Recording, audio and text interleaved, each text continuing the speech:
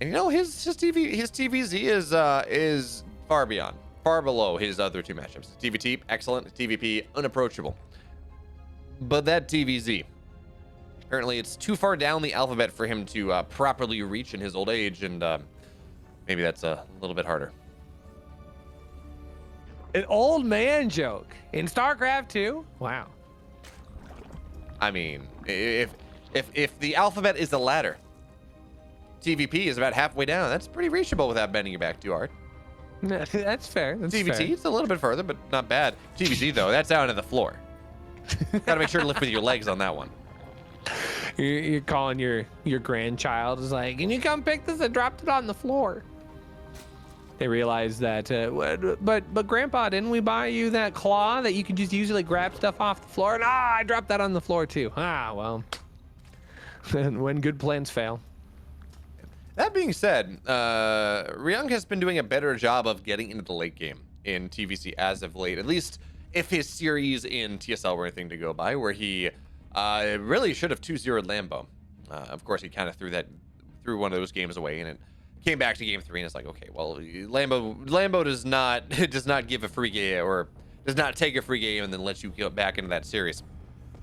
But it's looking a little bit better, right? And one thing that I don't think any of us will argue is the fact that RYUNG, you put him in the late game. Like, if you gave him an even game at 15 minutes, even against the Zerg, I think that is one he probably wins. It's just surviving the Zerg expansion. That's the problem. I think there's a problem for a lot of Terran players, especially in TVZ. Those pesky Zergs like their mid-game timings there, BeoMulf. Yeah, it kind of. For that. Oh, you sorry, good. I said I got nothing else for that. That was the end of my thought.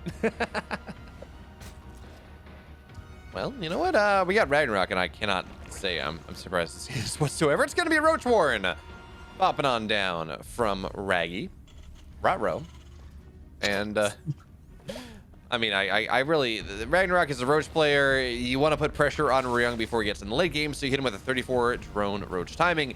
And as RYUNG is opening up with Widow Mines and Hellions, this is a pretty good cold open. This is a pretty good cold read coming from the Alpha X Zerg. Yeah, and I feel like that's just a pretty strong read in general for him.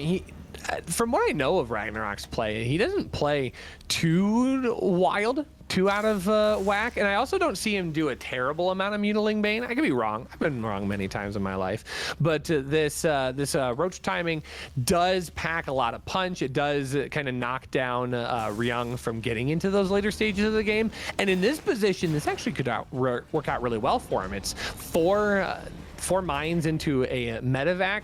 If these roaches can be in the right place at the right time, I mean, this could cause a lot of damage here to RYUNG. That it can. Of course, RYUNG, he's going balls to the wall in this build. He's got an armory, he's got liberators on the way. These are cloaked widow mines. That's a lot of tech. With it being a lot of tech, that means there's actually not going to be a lot at home whatsoever. As RAGNAROK finds way to the other side of the map, he's going to find a couple of these Marines, and he's going to say, yes, thank you. Give me that opportunity to kill these units off. But Marines, they run back home. Widow Mine drop into the main base. Widow Mines are going to look to burrow here. SCV drones are going to get pulled. Big shot there, but not as big as it could have been.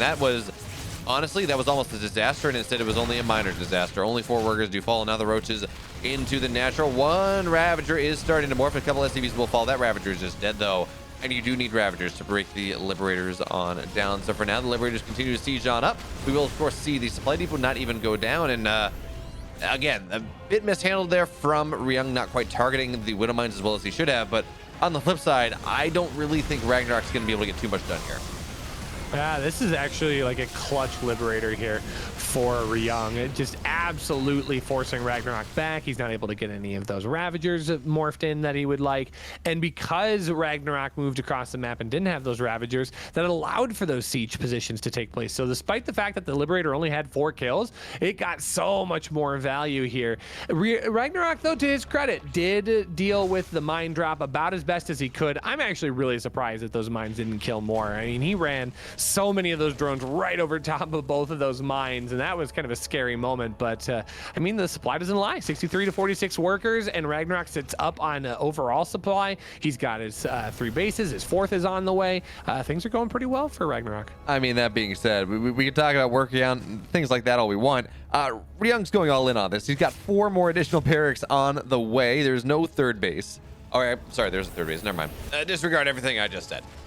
He got one on the way behind that one. I looked for the big red blob, and I did not see the big red blob because I forgot that I'd already seen the big red blob. And have I said big red blob enough? That's okay. It happens to the best of us. Oh, that's actually a nice little scout there. So RAGNAROK is going to see that 3rd base, and that should prompt a response from him. He is going to throw down a decent amount of Zerglings here, 22 in total. 1-1 on the way here is Melee and Carapace research coming underway.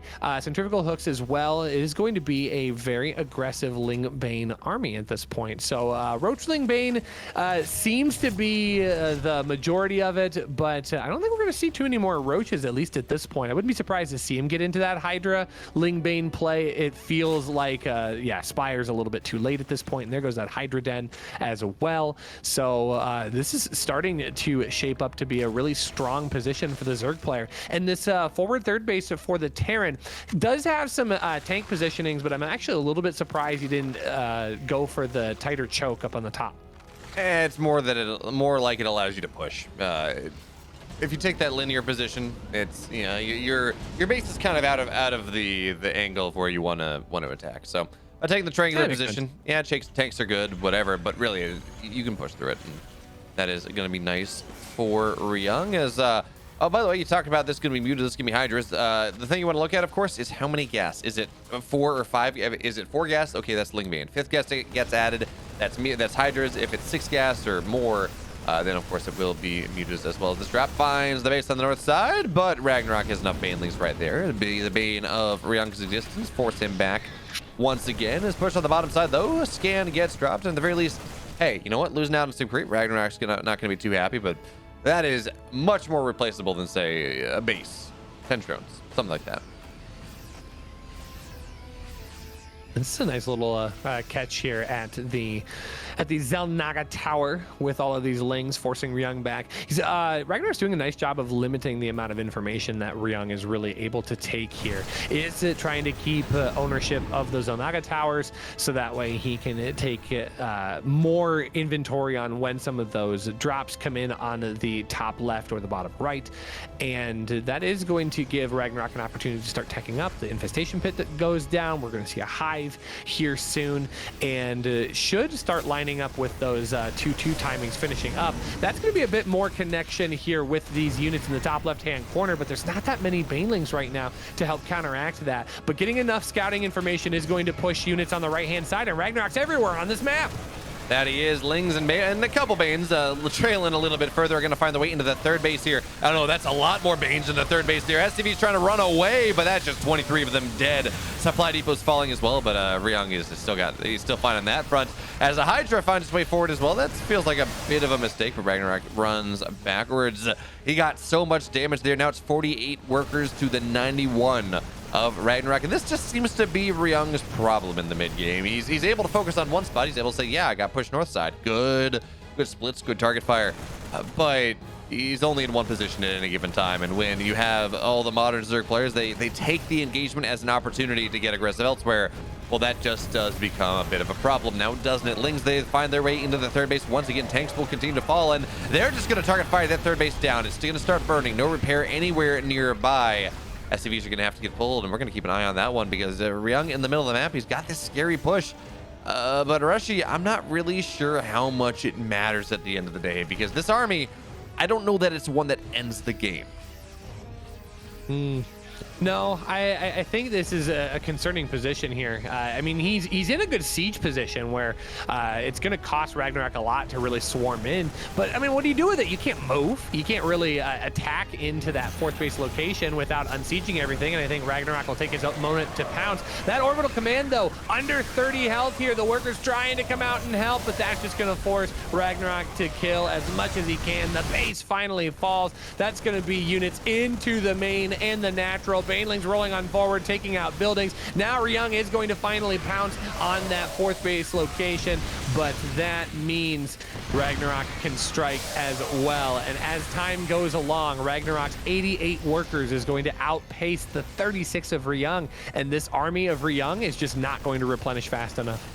Don't you know that this is RYUNG? It's not Time. Time is a Chinese Terran. RYUNG is a Korean Terran, but you know, we'll let it slide here. And certainly he does get a 4th base. You know, he does knock down RAGNAROK down onto only 4 hatches right now because that was a 5th base that was made.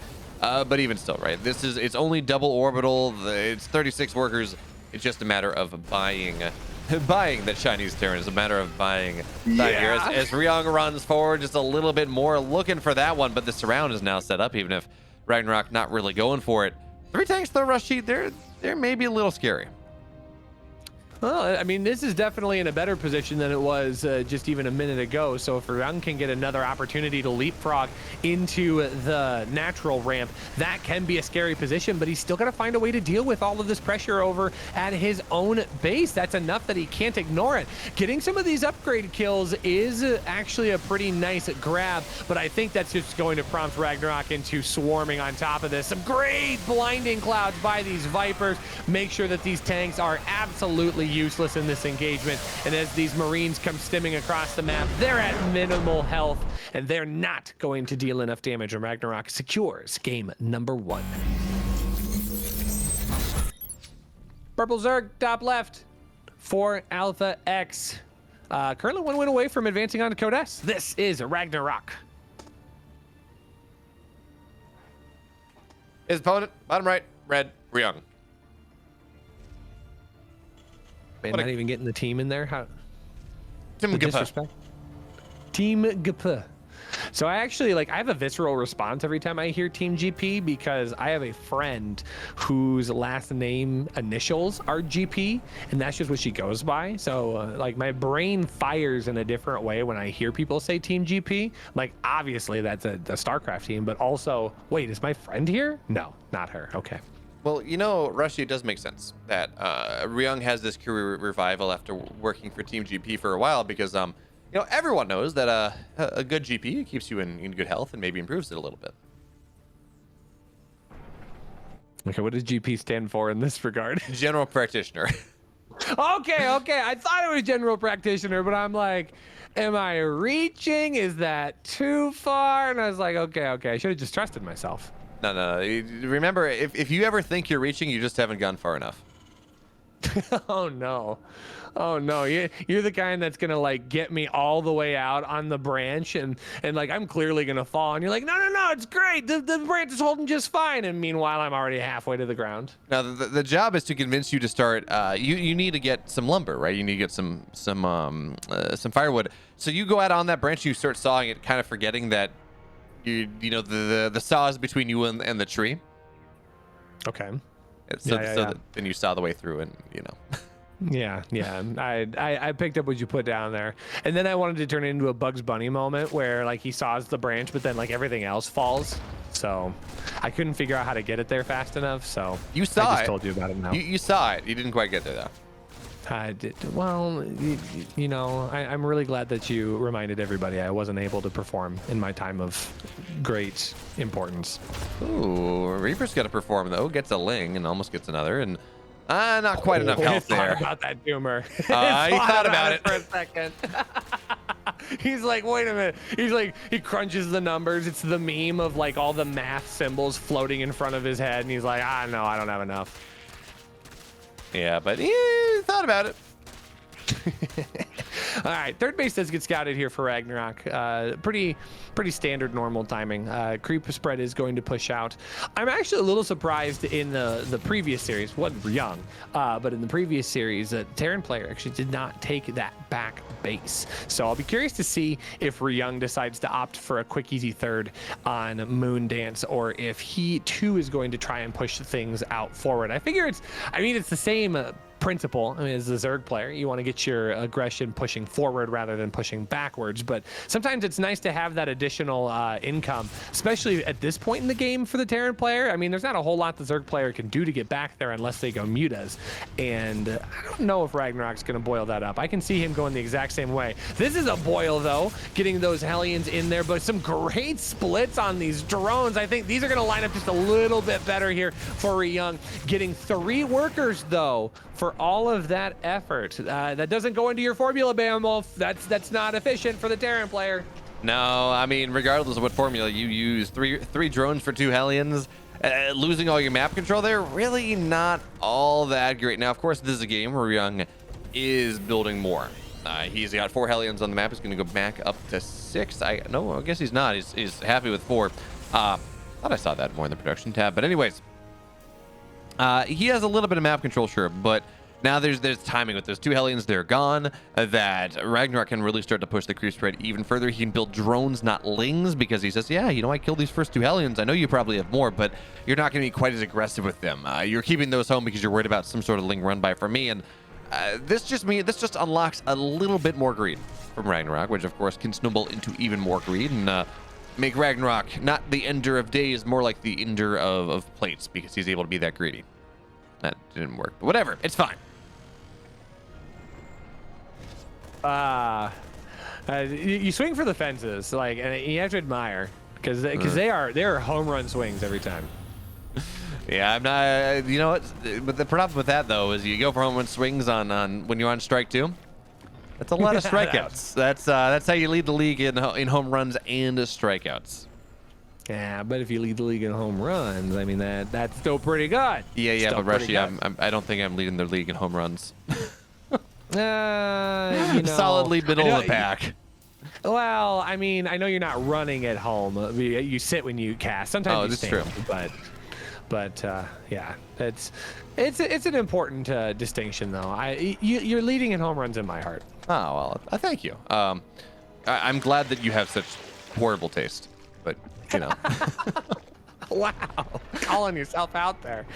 Laird's just about to finish up. Creep Tumors are pushing out as well. And I do like that Ragnarok's starting to clear up some of these rocks, giving himself a little bit more swarming potential to try and cut off some of these armies. More than anything, just eliminating the choke points for RYUNG. And that's something that RYUNG can start capitalizing on, especially on Moondance. But if Ragnarok takes care of those pesky little places that RYUNG can bunker up, that is helpful in his regard. And actually, look at this here. It's not +1 melee this time around. It's going to be +1 missile for Ragnarok. So staying a little bit more into Roach Ravager this time around, BeoMulf. Oh, and he gets the hatchery too. What a clutch. Oh, that's a bit of mistake there. Ragnarok thought RYUNG was just targeting the queens down, and I kind of thought he was too, but no, Marines, they are able to get that base. That's 300 minerals down the drain. And Ragnarok, of course, this is a turtle map, Rushi. Moondance is actually a map that's 60-40 in favor of Terrans over the last TSL and DreamHack Valencia and tournaments like the last several major tournaments. So it's a map that Zergs don't really want to get late. It's super turtly. It's super easy for the Terran to it's easier for Terrans to get to that really scary ghost mech idea. So Ragnarok instead says, yeah, I'm going to 1-1 Roach Mech. This is going to be fine. This is going to be a great idea. And with these Ravagers as well, it does allow him to bust onto the high ground. But on the flip side, you did talk about RYUNG taking the turtle base or not? Well, he did. He took the triangular base, and yeah, 2 less mineral patches. Yeah, 1 less gas. But when you have mules, that mineral deficit is not quite as relevant. At least not for a little bit. And I think with Bio, having that lesser gas count is not as crucial here. A little surround on these Marines, but with medevac support, those are going to be well founded and well protected, but they will finally pick up and leave once those roaches come around. So yeah, I mean, having the additional minerals for Marines, absolutely a plus here for RYUNG, especially for the fact that he doesn't have to protect it too deeply. Knowing that his opponent is not going into mutas means that units aren't just going to show up at his back base unless there's Nidus play, which we haven't seen so far, but boy, wouldn't that be interesting. And Rushi, I thought you saw something that I was just too blind to see. I'm like, cool, Nidus. But no, you just lied to me, and you lied to everyone at home. Well done. Thank you. I didn't lie. I said it'd be interesting. Yeah, but you were kind of implying that it was happening. You know what? Maybe this is just me I've grown to trust my co-caster so much. If he's always alluding to something, I'm, you know, I can't believe it. Oh, Couldn't man. be me. Put out there. Well, it's hydras, so there you go. There's your hydra den, and we have a hive about halfway done as well. 2-2 feels a little bit behind here for RYUNG. I'm sure it's not too terribly far behind, but the fact that the 2-2 of Ragnarok is much further ahead feels like an important detail here. Tank's going to stop the push here for Ragnarok, but it's not going to be for long. More Ravagers on the way. Infestors incoming as well. 2 are going to be added in. Those are going to be great for locking down those bio forces, and biles can rain from above. Yeah, that they can. And you talk about upgrades being a little slow. Of course, that is because RYUNG was single eBay for the time being, really trying to allow some sort of pressure to happen. And well, he did. But also that does mean that your 2-2 is delayed just a little bit. And you talk about Hydras popping out. Well, really, the Hydra Den is to allow the quick Lurker Den, which we see there right now. In fact, it's a little bit slow. Normally, you want to get that started when the hive is halfway done. But what this means is we're going to have that dark style. We just have a lot of Lurkers much quicker than you might otherwise have them. And more importantly, they'll have 2-2. They'll have 3-3. Their upgrades are going to shred this army of RYUNG, but of course we're not there just yet. Vipers are on the way. They do not have their energy, and the army runs forward. The tanks, though, they're sieged up pretty far away from this army, as the fungal number 1 will absolutely whiff. But RYUNG, he needs a little bit more time. He needs to move this army forward. There's another infestor. It's going to get scouted out, so now RYUNG knows what he's dealing with. But the tanks, they're leapfrogging so slowly here, Rushi. It feels like Ragnarok has all the time in the world to get this set up. And oh, look at that fungal on top of all the medevacs. Biles, though, do they land? They don't. So now there's just no fungals on the map. A little bit of harassment here at the pocket base for Ragnarok as well, but Queen's going to clean up the drop there, and those units will do a limited amount of damage. So all of the focus stays here at the top of the map. Nice little pull onto that tank, locks that down, but the Infestors are going to get picked off and singled out, so the base doesn't fall as well. It feels like Ragnarok playing just a little bit more passively here, wants to get his Lurkers into position here. These Vipers going to get additional energy locked in once again, but without the Infestors to lock down this Bioforce, this is going to be a scary Terran army to push on forward into the Zerg, but now the Lurkers starting to become part of the equation here. 3 at the top of the ramp so far, 4 swinging around the left-hand side, as Roaches are going to start attacking on the opposite side of the map as well, forcing this army to split across the map. It's going to be more and more damage here as these Liberators start creating a more precarious position here for Ragnarok. He has to step back and defend just a little bit more, but the Lurkers will continue to provide that additional coverage. RYUNG still in a very good position, though. Ragnarok's got to be careful. He can't just walk into that liberation zone. He's going to lose way too many units if he does. Yeah, he has to be careful indeed, but now Abduct's here on top of all the tanks and Liberators. Well, the Vipers are just slowly nipping away at this push, but the Bio's going to stem forward. They say, we think we can do it. The Liberator just sitting there uncontested for a while, getting a little bit of damage done on the Vipers. But really now, RYUNG's pushing position here. It's scary, but the reinforcements have not been able to connect. So now we got another surround getting set up here by Ragnarok. And this one, I don't think this one is going to be one that RYUNG's going to be able to hold down to all of that easily. Blinding Cloud on top of the tank knocks that one down. Ragnarok, he doesn't have 3-3 just yet, but that is fine because he's still on 2-2 and he's able to knock down so much of this army. And the Lurkers, they unburrow, looking forward maybe to get a little bit further aggressive forward. And hey, a couple drones on the map. Hey, what are you doing here, friends? Having a good time? Yeah, right before that, there were like 3 queens just hanging out there as well. So it was a union mandated break there for a moment. Do I noticed that as well. I feel like they're a little bit too autocratic for that one. That's fair. That's fair. I was thinking once the Overmind was finally dealt with, that they'd finally be able to, like, you know, utilize all the different like packs of Zerg and form their own unions. You know, good worker state. I mean, I don't know, maybe. But maybe once the Queen of Blades is gone too. But anyways, now Lurkers on the right side. And this is the scary timing that Ragnarok has been trying to build into this entire game when there are no ghosts. When there is nothing that really deals with all that well. Yes, ghosts are on the way, and yeah, they're a tank. Sure, it's in fact it's double tank production, but it's only +1 here. And this concave that RYUNG had, or excuse me, that Ragnarok has, is so. How do you engage into this, Rushi? You don't.